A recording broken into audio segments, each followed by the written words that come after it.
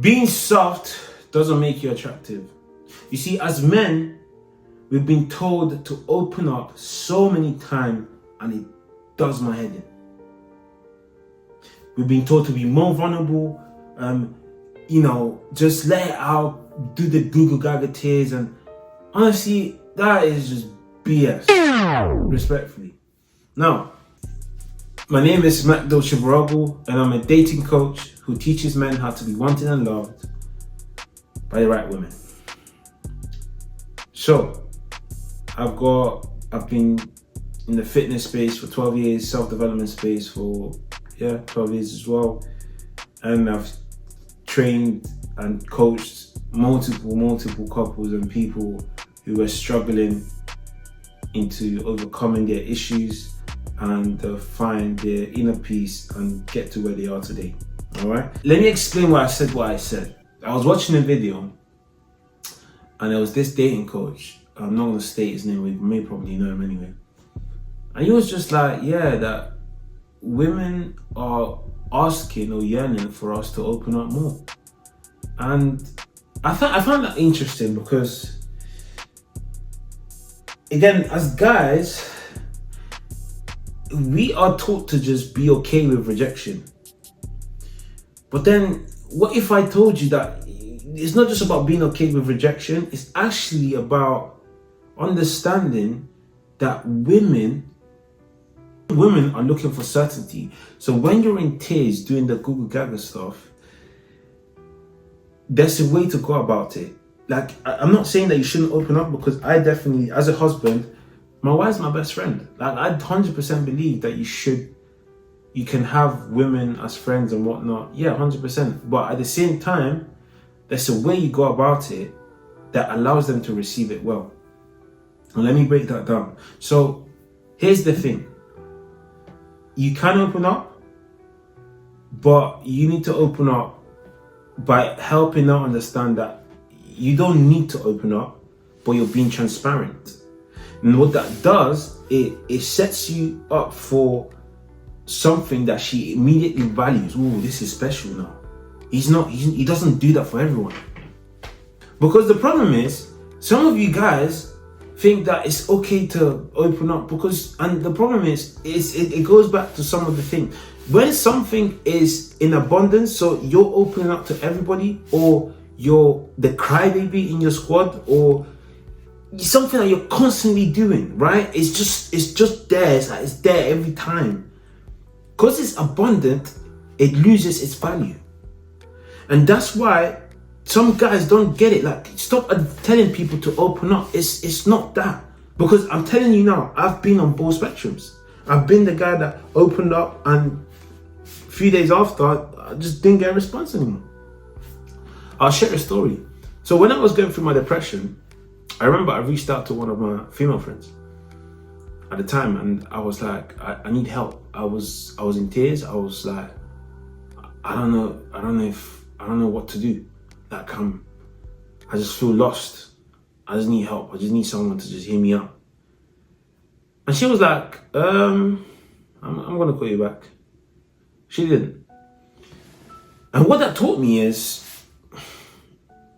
first of all, be careful with friends you pick.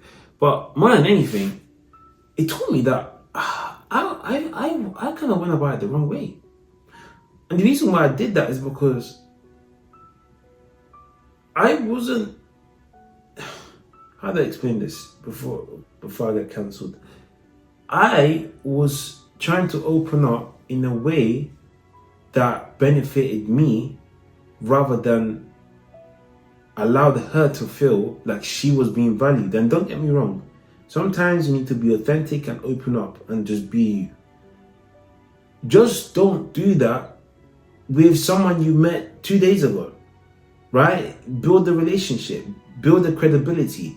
It's something that has to be earned. That's the whole point. And then it's going to get to the stage where you can do that. Now, of course, you want to do that, but you don't want to do that too often. Again, this needs to be in scarcity.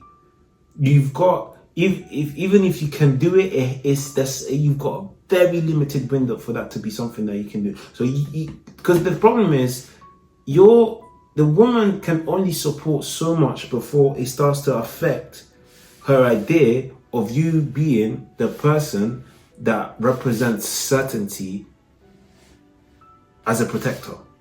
If you're there crying every day, brother, what kind of protector are you? You see, no, like, how do you expect her to see you as a protector? You're gonna do it, let her earn it, and when she earns it, help her understand that you're just being transparent so that she can value the fact that you're actually doing it. Because once you place it in that frame, then it allows her to digest it in a much more genuine way that allows her to feel like she's getting closer to you. She has closure. You're opening up to her. And it's not something that you do with everybody. But you don't have to take my word for it. I'm just a married man who teaches a lot of men how to be wanted and loved. If you want to go about how most of these guys are telling you, just cry and open up, and yeah, if she doesn't take it, then she's not mature enough, then just do that. Or you can keep your beautiful girl, but just help her understand that actually not something I normally do, but because it's you, hey, this is what's going on. And it doesn't. I'm saying you can grieve. You can have your difficult moments or whatsoever. I'm not saying that this is black and white, but I'm just saying the framework changes everything. Because if you don't attach the framework to it, it's just a simple pond or puddle that can easily slip up into something that you don't want it to. So I'm just helping you, I guess, get the best of both worlds. But if you don't want that, that's completely up to you. Okay. So, self-respect sets standards. What do I mean by that? She needs to know, that as a guy, you're someone that respects himself. You're someone that's not gonna go out there and embarrass himself, right? This is something that you need to have under your belt. This is something that you need to master. This is something that you need to be able to let her see that you've got on lock. Like, as in, she sees you, she knows, yeah, this guy got self-respect on lock. This guy's not gonna go out there and embarrass me, right? And this is why one of the biggest reasons why, even for me personally, as much as I love my wife, out of self-respect, you're not gonna catch me DMing dumb girls. I just won't do it. Out of self-respect. Is that real? Like, you see, we've been taught that as a man, no one cares, just grind harder and just, don't deal with your emotions. Just hide them. But, pack them into luggage and do whatever. And I can't believe how stupid that advice is. And the reason why I say it's stupid is because as a man you feel anger, as a man you feel fear, as a man you feel anxiety, as a man you feel depression, you feel all these emotions. So what do you do with them? Do you just hide them all? Because if you now start to hide all your emotions, it's going to be very easy for you to now start hiding happiness and start hiding, the fact that you're grateful about things or the fact that you're happy about things. And I say this as someone that struggled, especially after my breakup, to open up to people, because it was easy for me to just bottle it into, I don't care about anything or anyone. I'm numb. But what I've actually come to realize is that true strength is the ability to navigate the boat, your boat. So see yourself as this captain of the ship who is riding around in the seas, in the most treacherous seas called lifetime, and you've got all these waves and things that are coming. You need to be able to navigate through them. You need to be able to use them to advance your cause or get closer to wherever it is you want to go, right? If the wind is shifting, you use it. You don't just ignore it and just stay steady. That's stupid. So what am I basically saying here? What I'm basically saying is that, for example, you have anger. Use that energy when it comes to work. Use that energy when it comes to building your muscles. Use that energy to build. Anger builds. Anger is probably one of the best emotions you can have when it comes to building. I know so many people who, out of anger, have scaled and done the most amazing things ever. But guess what? Because we're hiding our emotions, or we're utilizing alcohol to just kind of suppress how we truly feel, what we have is abuse. What we have is dumb decisions being made, short temper, anger over small things because you don't know how to navigate your emotions. Number 2, you feel anxious. Take a deep breath. Spend time with yourself. Actually look at the problem and gain clarity on what the problem is. You see, anxiety is caused by focusing on a negative outcome. So if you now change your focus to a positive outcome, it now becomes excitement or expecting good things, right? So when you now transform anxiety into this thing that's like, you know what, I'm expecting this to turn around quite positively, actually. And you're allowed to feel how you want to feel. Don't get me wrong. But I'm just saying, that's anxiety there. That's anxiety right there. Okay? Use happiness to create ideas. I'm feeling happy, I'm feeling great today. Okay? Cool. You see this issue I'm dealing with. What other method or paths could I use to navigate through this? Right? So in other words, you become this alchemist that's able to sort of shift and adapt like water. This is the 48 law of power. Adapt like water. So every situation you're resourceful. You're not just resourceful, but you're able to reuse or basically create this economy where you're reusing the energy and pouring it into something that advances your cause. Stop bottling stuff in. That doesn't do anything. You don't need to hide your emotions, but you do need to know how to navigate through them. You do need to know how to address them, handle them. You're angry, you go to the gym, go for a run. Push yourself past your limits. Use that anger to push yourself past your limits. I promise you, by the time you push yourself past your limits, you don't have time to be angry. And I'm saying that as someone, this was anger. This right here, anger. That's what it was. I was angry and I still use it to this day. Right? I saw a video, there's this guy, an entrepreneur, or a committing entrepreneur, whatever. Right? He's in the gym and he's basically saying he's recording with someone, he's basically saying to the guy, listen man, think of what your mom said.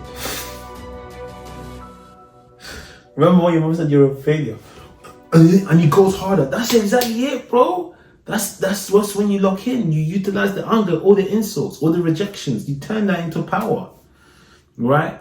So that's it. So navigate your emotions, and that also builds emotional intelligence because you now learn how to, instead of react, you learn how to respond because you're now thinking, okay, whatever I'm going through here, okay, why am I going through this? What's going on? Why do I think this is a solid decision, right? And from there, as you keep going, you're going to start to see how things start to stop falling apart and start coming together. This video isn't for everyone. There are some that are going to watch this video and feel like I'm attacking them because I'm saying that you opening up is a bitch move. And it is. It really is. I promise you. Attack me all you want. Still doesn't change my mind. You opening up. I'm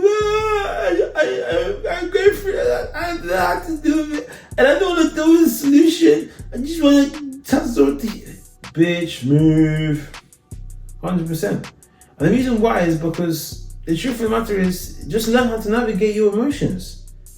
Right? And it's not like it's easy or it's something that you can just do with the snap of your fingers. It takes practice. You're gonna fail. You're not gonna be great at it at first. And I'm saying this because I'm not special. I'm not this guy that's, the emotions master. Yes, I am a dating coach, don't get me wrong, but I'm saying that I'm like a few steps ahead of you in terms of this, when it comes to this thing.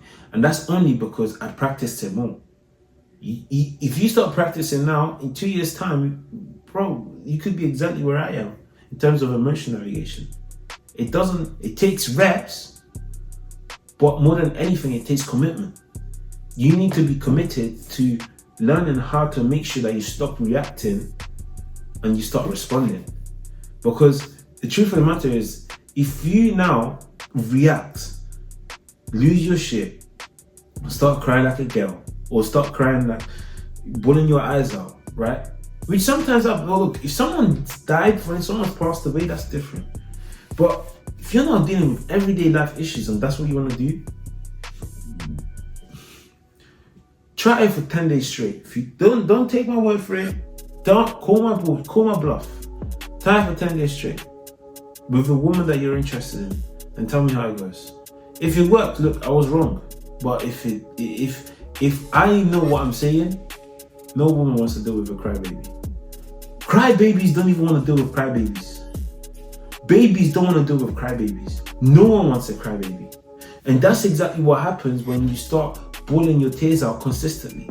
You do it in scarcity, and you do it first setting the ground or setting the soil to be ready to receive your intimate or emotional state.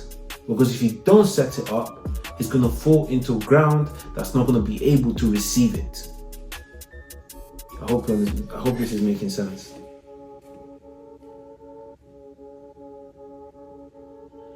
So